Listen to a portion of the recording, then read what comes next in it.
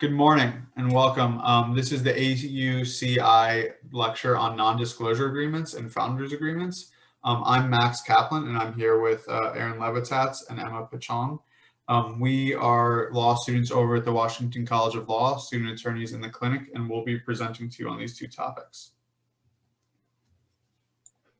Great. So as Max mentioned, my name is Aaron Levitats, and I'll be talking about non-disclosure agreements, also known as NDAs. So what is a non-disclosure agreement? It's an agreement between two people or parties to protect sensitive information and prohibit someone with that information from disclosing it. The purpose is to generally just protect the confidential information that is really, really, really important to the business. And it's really important to keep in mind that an NDA is not a catch-all document. It has a very specific and defined purpose. And we'll go more into the specifics about what goes into the agreement to make it such. Who's involved in an NDA? You have a disclosing party, which is the party that already has that sensitive information, and they're the one that discloses it to the receiving party. The receiving party is the one that receives that sensitive information. So common information protected by NDAs, it really depends on the business, but this is just a general list. For example, if you're making an app, you might have codes or certain algorithms that makes the business special. Really, it's the sensitive information. Or if you're manufacturing a product that you're selling to the public, a good, then it might be the process by which you manufacture that product or a pricing list. This is a non-exhaustive list, but I think the important thing to take away is that it just depends on your business, the information that you're going to want to keep disclosed. So who should sign an NDA? Who are we giving the green light to sign an NDA with? Most importantly, or not most importantly, but really important, are co-founders. So, it might be hard to fathom a situation where the relationship between co-founders who start up a business, the relationship sours, but signing an NDA can really protect against any sort of future deterioration in a relationship. And it's important to think about the potential for that to happen on the front end. It may be uncomfortable, but it's important to think about that, because what matters is the business and the information that makes the business run. So just keep that in mind, and it's important to think that founders should sign an NDA. Second would be employees. Some businesses may have agreements that employees enter into. Some may not have formal contracts of employment. But regardless, it's important to have employees sign an NDA to protect the information. It also can help set company culture and expectations. The same goes for independent contractors that are brought on for specific tasks, and also for partners that may join the business at a later date. It can help set expectations. So who can sign an NDA, but we're giving a yellow light to? It depends on the circumstances and the relationship, whether they should or should not, and that's investors. Generally speaking, it can be a negative signal to investors. They're the ones providing important capital to help grow the business, and asking them to sign NDAs can show mistrust in that investor. And a lot of venture capitalists are known and notorious for not wanting to sign NDAs for that exact reason. However, it can also prevent unnecessary disclosure. So I think it's really important to gauge who the investor is and what your relationship is and the circumstances on whether they should or should not sign an NDA. Now, who are we giving the red light to? There's no need to sign an NDA. It's lawyers and accountants. Lawyers and accountants are already bound by professional ethics that require them to keep information private.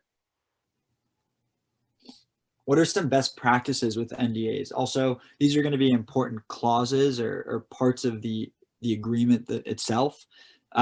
Most importantly, you want to define specifically what is the confidential information that you want protected. Be very clear. An NDA is only as good as the protection it offers your confidential information. You also want to outline some exceptions. What is not covered by this NDA? Be very specific. On top of that, you want to define the purpose of the disclosure. Why are we entering this agreement? What are the specifics and the clarity and the scope of the NDA? Outline the duration of the obligations. We gave an example here. It could be most common is 2 to 5 years, but it can be indefinite. It depends on the needs of the business and the information being protected. Similarly, what are the circumstances on how the information can and cannot be used? You want to outline that as well. So continuing on top of that, some other clauses that you want to keep in mind, or parts of the agreement, is other IP rights that need to be protected. What are the remedies in case this information is misused?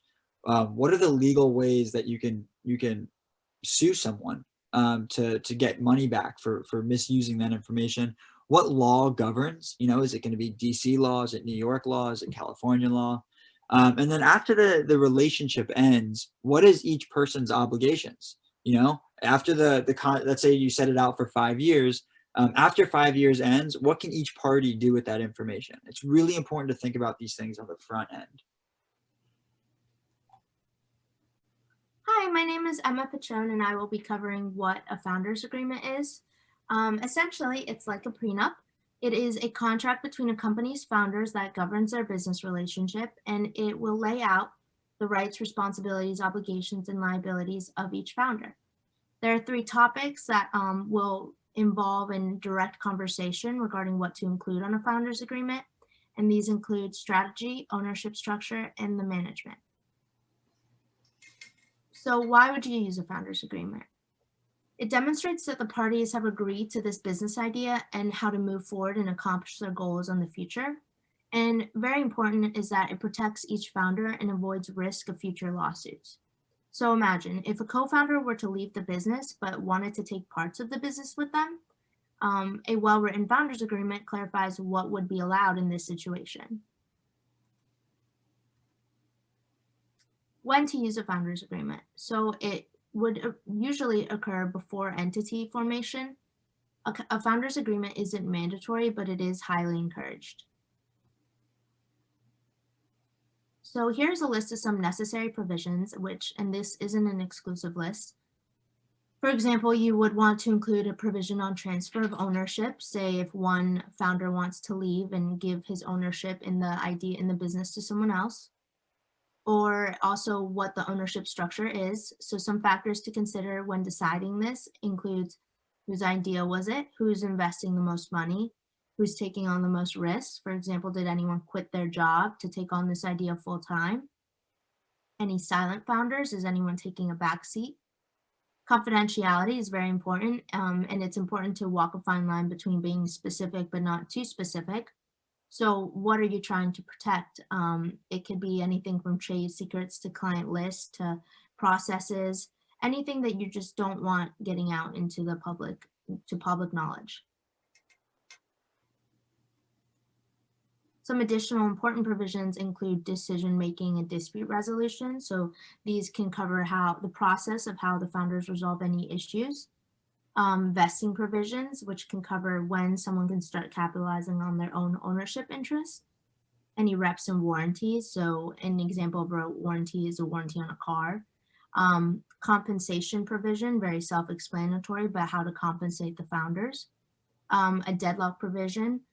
So this can determine how disagreements on key issues are to be resolved.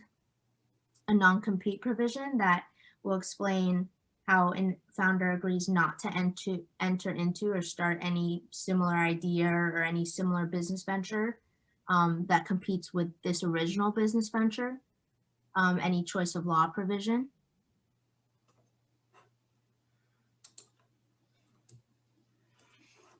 So the key takeaways from today are that a non-disclosure agreement is an agreement to protect business knowledge or practice, and it's between a company and either an insider or an outsider.